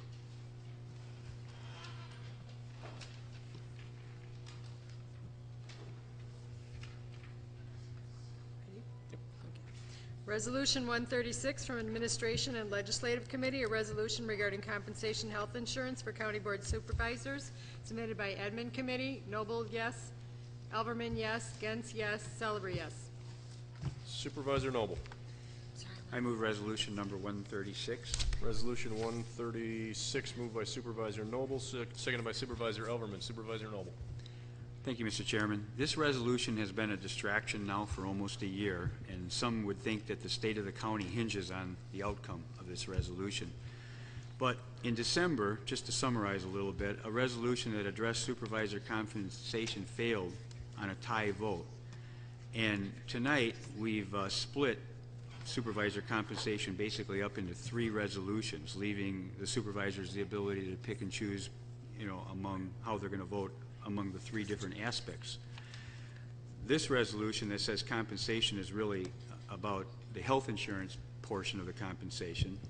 Resolution 133 addresses the salary, and ordinance number 20, also on tonight's agenda, addresses the per diem. A compromise on the health insurance was floated approximately 9 months ago, and again at last month's administration meeting for a 50% contribution by supervisors, but as you read in the paper, most supervisors weren't willing to make that compromise. So we have before you tonight the resolution that in essence amounts to no health insurance for supervisors. And that's about it. I guess I would like to see this come to a conclusion tonight as much as many of you would like to, and end the debate and move on to something else. Thank you. Before Supervisor Holman has his light on, before I do that, I want to clarify something in here.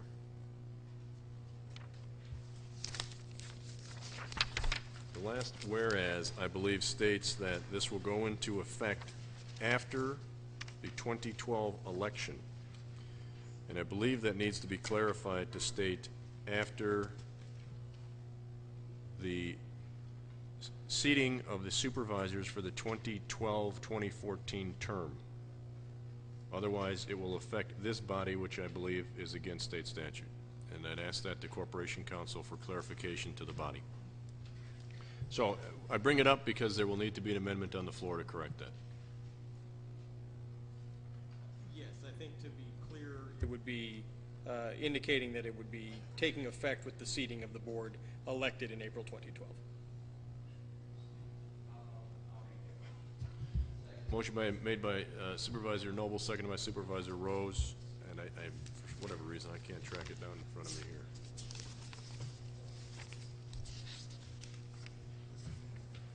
Right. So what I'm suggesting we will do on the now therefore be it resolved, the final paragraph, it will state that after the strike spring election in April 2012, and insert after the seating of the 2012-2014 board, any county board supervisor, et cetera, et cetera.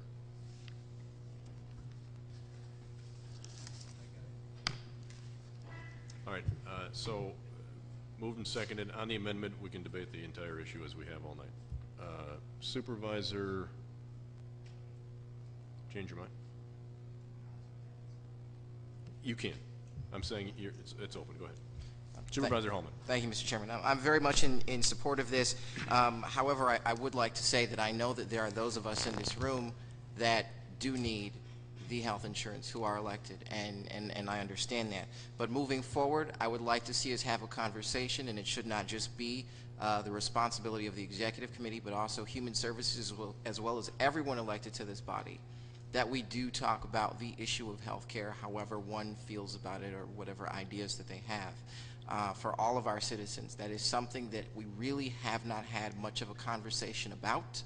And if we're going to do this, then we really need to have that conversation. Thank you. Thank you. Supervisor Singer. Just on your housekeeping point. Yes, sir. When you say after, does that interpret that it would be the following term then? Or Yes. would it be for? No, it's Would it after be- let's change the word seating, after the swearing in or upon the swearing Upon. in. Let's- How about that upon- sounds better because it's an immediate happening. Upon the swearing in, let's Right, right. do that.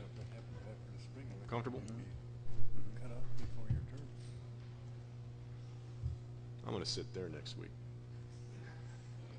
Supervisor Clark. Is this on just the amendment? This is just no, it's open for discussion. You're the only light right now. Go ahead. Okay. Certainly people know I've been vocal on this and I have my opinions. I'm not going to rehash the issue. We have part-time employees that are paying 50%. And I just, it's interesting tonight that I get handed a resolution that shows how people voted on a previous matter in previous times. And I'm just going to point out, and I'm not going to name names, I'm not going to embarrass anybody, but when we sat in here on a budget resolution that fateful night, there was a motion to have it be at 0.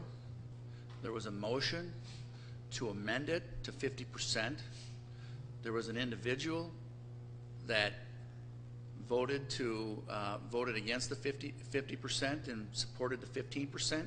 There's an individual that voted to have it be totally free. All those people are on the side of eliminating the health insurance. So there's some inconsistencies. I'm not going to make a motion to amend it. I certainly think that there are people on this board that need the insurance, can pay for the insurance. It's an expensive proposition at $11,000 or $12,000, and there are outside sources that you probably could get it at $14,000 or whatever it is. So that's not a major difference. There are people that have pre-existing conditions that this is going to affect. So if some people have to go and get a single policy, it may cause them a problem. Some people have access to other groups. So I think everybody there that you should really think about this.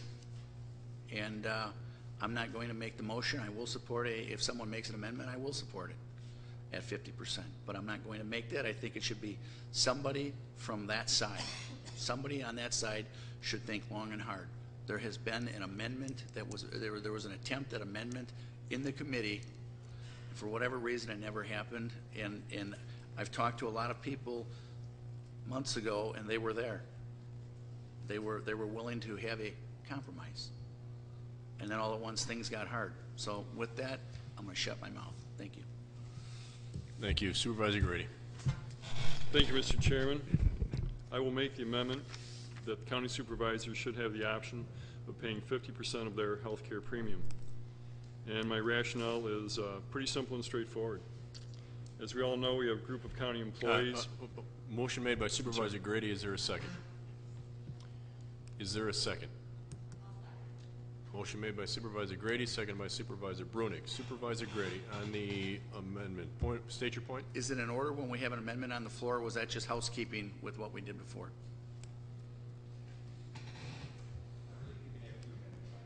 Okay. Supervisor, I'm sorry. You cannot have 2 amendments on the floor. You could. It's in order? It is not in order. You cannot have 2 amendments on the floor. I'll rescind my amendment until such time that the prior amendment is taken care of.